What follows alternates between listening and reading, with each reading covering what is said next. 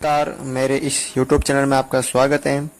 और देखिए कक्षा 8 का जो अध्याय है 4 दिमागी कसरत, तो आज उसके बारे में कुछ समझते हैं। आपको एक दे रखा है इसमें संख्याओं का व्यापक रूप। ये क्या होता है संख्या का व्यापक रूप? तो हम सबसे पहले देखते हैं दो अंकों की संख्या पर। कितने अंकों की? 2 अंकों की। एक संख्या है 27। अगर आपको 27 का व्यापक रूप करने को बोल दिया जाए तो कैसे करेंगे? यानी देखिए इसका इकाई अंक कितना है 7 और दाई अंक कितना है 2। ठीक है, तो आपको इकाई अंक को करना है 1 से गुणा, फिर उसके बाद में प्लस 2 को करना है 10 से गुणा। इकाई को 1 से और दाई को 10 से गुणा करना है। अब देखिए मैं इसको सरल करूंगा। 10 गुणा 20 प्लस 7, तो वापस कितना आ गए? 27 आ गए। तो ये हुआ इसका व्यापक रूप। ये क्या हुआ? इसका व्यापक रूप। ठीक है, एक संख्या और देखिए यहां पर आप 69। ठीक है, अब देखिए इकाई अंक को मैं करूंगा 1 से गुणा, तो 9 इंटू 1, फिर प्लस, और दाई अंक को करूंगा मैं 10 से गुणा, यानी 6 इंटू 10। तो ये इस संख्या का क्या हुआ? व्यापक रूप हुआ। कितने अंकों की संख्या है? 2 अंकों की संख्या। जब इसको मैं वापस सरल करूंगा तो 10 इंटू 6 यानी 60 प्लस 9 एकम 9, तो वापस आ गई ये संख्या। तो ये इस संख्या का क्या हुआ? व्यापक रूप हुआ। माना एक 2 अंकों की संख्या है जिसका इकाई अंक और दाई अंक ये रहे कि इकाई अंक तो है उसका b और दाई अंक है a। अगर हमें इस संख्या का व्यापक रूप बोल दिया जाए तो हम क्या करेंगे? यानी b को करेंगे हम 1 से गुणा, फिर प्लस, और 1 को करेंगे जो a है उसको करेंगे हम 10 से गुणा, जो ये इस संख्या का व्यापक रूप होगा। तो हम क्या लिख सकते हैं कि a, मतलब जब हमने a को गुणा किया तो क्या हुआ? ये 10a प्लस b। ठीक है, या a जो b है वो a और b गुणा में नहीं है, ये गुणा में नहीं है, ये दोनों गुणा में नहीं है, गलत होता है। ठीक है, यहाँ पर बोल रहा हूं मैं, बाकी की बात नहीं कर रहा हूं। यहाँ पर ये दोनों आपस में गुणा नहीं है। यहाँ 2 अंकों की संख्या है जिसका इकाई अंक और दाई अंक है। ठीक है, तो ये हुआ इसका व्यापक रूप। अब जो a का मान है वो 1 से 9 तक होगा।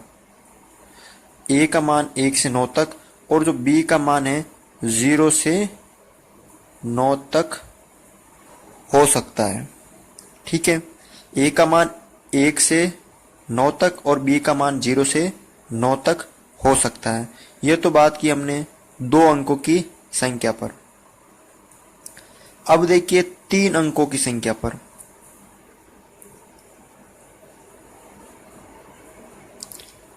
तीन अंकों की संख्या, अगर आपको 3 अंकों की संख्या का जो व्यापक रूप बोल दिया जाए तो कैसे सरल करेंगे? एक संख्या लेते हैं हम 345। ठीक है, तो इसका हम व्यापक रूप करते हैं। सबसे पहले देखिए इसको हम क्या लिख सकते हैं? 300 प्लस 45 के स्थान पर क्या होगा? 40 प्लस 5, यानी इकाई को हमने किससे गुणा किया करते हैं?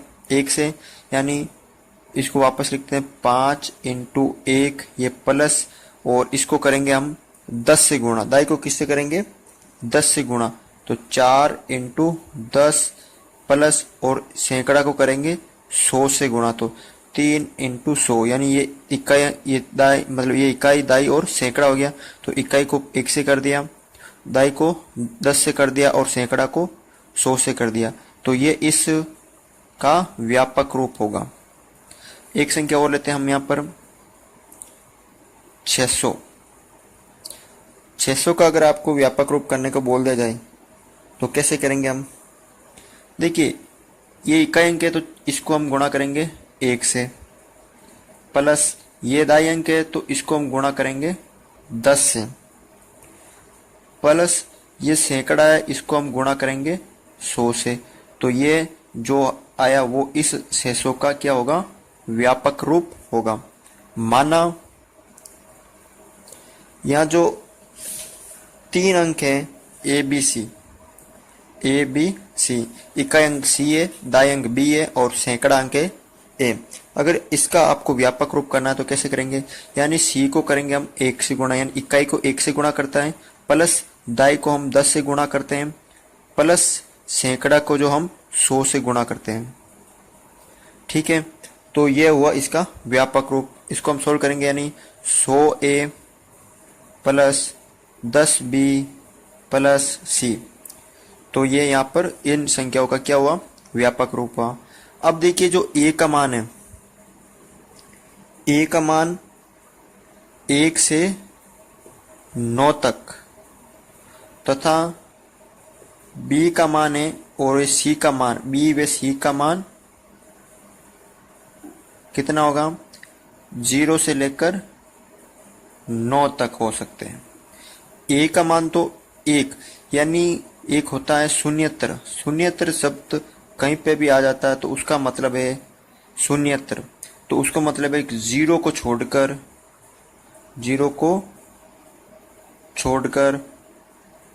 1 से 9 तक कोई भी अंक, ये 0 को छोड़कर 1 से 9 तक कोई भी अंक, तो उसके हम कहते हैं। आपको इस चैप्टर में 2, 3, 9 और 11 इन 4 संख्याओं के भाजकता के नियम हम इस टॉपिक में पढ़ेंगे। तो देखिए सबसे पहले 2 से भाजकता यानी हम किसी संख्या में अगर 2 का भाग दें तो वो पूर्णतया जाए, यानी शेष पर क्या प्राप्त हो, हमें 0 प्राप्त हो। क्या प्राप्त हो, 0। तो किसी संख्या के इकाई अंक के स्थान पर 0, 2, 4, 6, 8 हो तो वे संख्या 2 से पूर्णतया यानी पूरी तरह से विभाजित होती है, यानी शेष पर क्या बचता है, 0 बचता है, विभाजित होती है, यानी वहां शेष पर क्या बचता है, 0। जब हम किसी संख्या में 2 का भाग देते हैं, अगर उसके इकाई स्थान पर 0, 2, 4, 6, 8 हो तो वे संख्या 2 से पूर्णतया विभाजित होगी, यानी शेष पर बचेगा 0। यानी माना मैंने संख्या, यानी इस संख्या में जब मैं 2 का भाग दूंगा तो शेष पर क्या प्राप्त होगा, 0 प्राप्त होगा। क्या प्राप्त होगा, 0। तो ये यानी 2 का भाग उस संख्या में पूरी तरह से जाता है, शेष पर क्या प्राप्त होगा, 0। एक संख्या और, क्योंकि इसके पीछे क्या है, इकाई अंक 6 है, सिर्फ आपको इकाई अंक देखना है। ये देखिए एक संख्या और, इसमें भी 2 का भाग पूरा जाएगा, क्योंकि इसके जो इकाई स्थान पर कितना है, 0। और जिस संख्या के इकाई अंक के स्थान पर 0, 2, 4, 6, 8 हो वे संख्या 2 से पूर्णतया विभाजित होती है। 3 व 9 से भाजकता, मैं इन दोनों को साथ ऐसे लिखा क्योंकि इन दोनों का जो भाजकता का नियम है वो सेम है। जो 3 का है वो भी किसका है, 9 का है।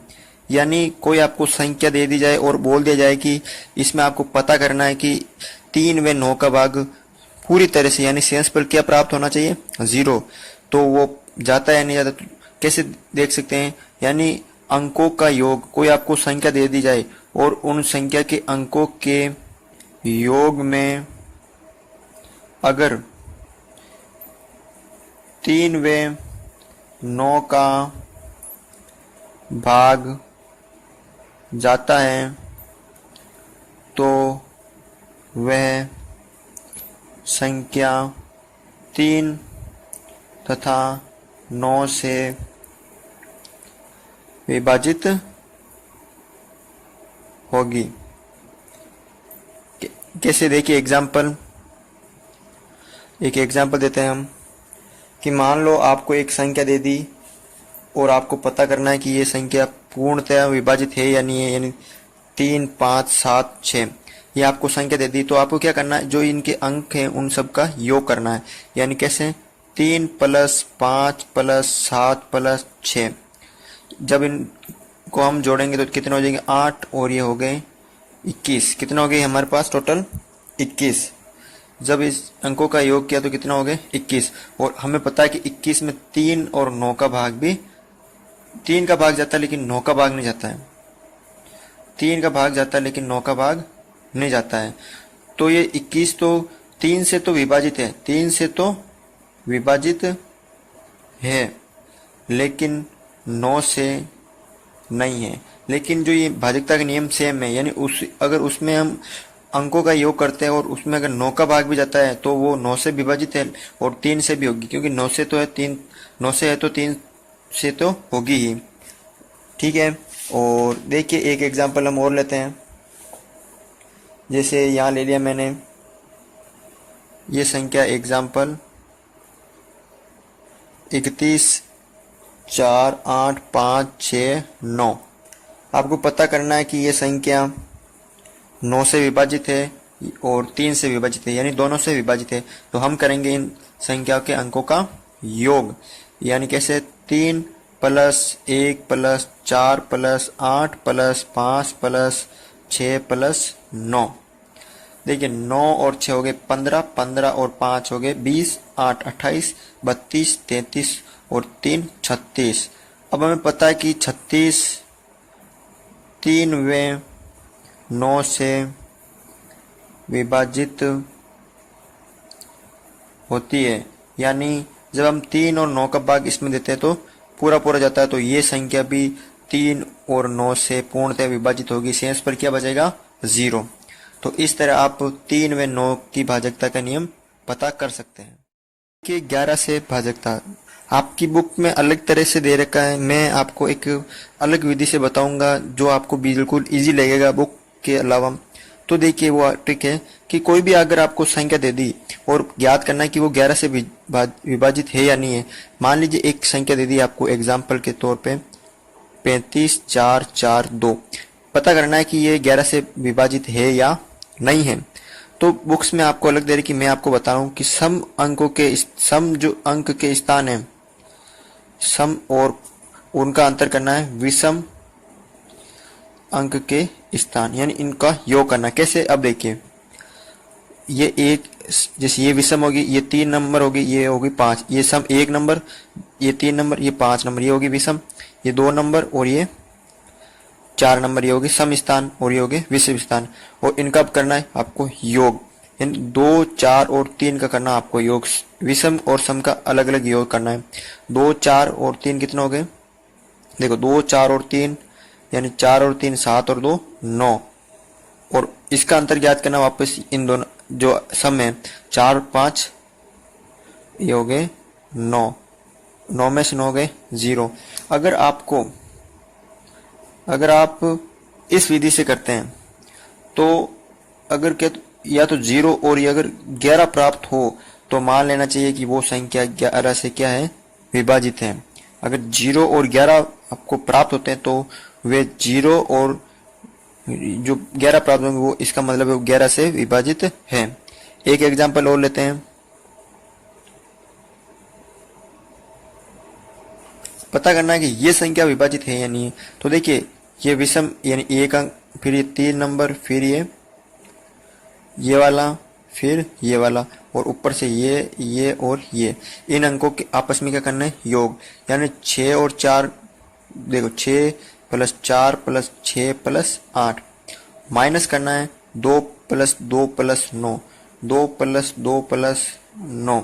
देखिए 6 और 4 10, 10 और ये कितना हो गए, 24 हो गए टोटल, माइनस 9 10 13 हो गए, कितना हो गए टोटल 13। मैं अगर माइनस करूंगा 24 में से 13 तो कितना प्राप्त होंगे, 11। तो मैंने आपको बताया था कि 0 और 11 प्राप्त होते हैं तो समझ लेना चाहिए कि वो संख्या है जो वो 11 से भाजकता यानी पूरी तरह विभाजित होती है, उसका शेषफल कितना प्राप्त होता है, 0।